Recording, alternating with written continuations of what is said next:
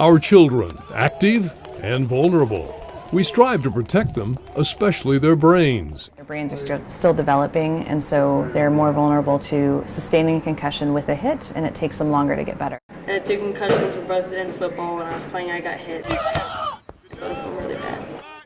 Staggered by those hits, Ronan later complained of eye strain, dizziness, and nausea. He would sometimes lose his balance. All right, jump back on. He was hit in the head, helmet to helmet, by a young boy that was twice his size. His parents didn't see the hit, but noticed his symptoms later and took him to a doctor who benched Ronan. It's very disappointing that I had to stop because my doctor told me I had to stop sports. A doctor's release is now required in Oregon whenever a coach or referee suspects a concussion at practice or in a game. Jenna's law, passed last June, applies to sports outside of school, while another law protects kids who play school sports. That's part of why this law is so important, that athletes get taken off the field, they get checked out, and they don't go back to play until we know that they're ready to. Laurel says after just one concussion, you're 3 to 6 times more likely to have another.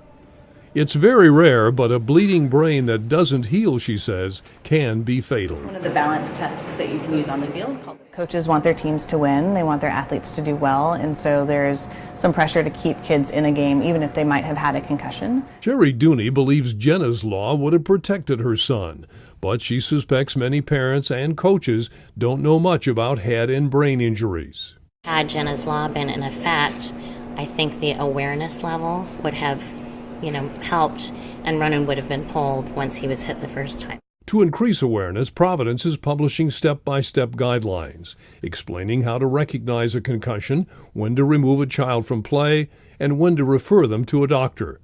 The information is available on the Providence Healthy Kids page, online. Every person that I see says, I wish I had known this earlier. If it's not recognized and it's not managed well, then that's when we really have lifelong problems. For Providence, I'm Mike Donahue.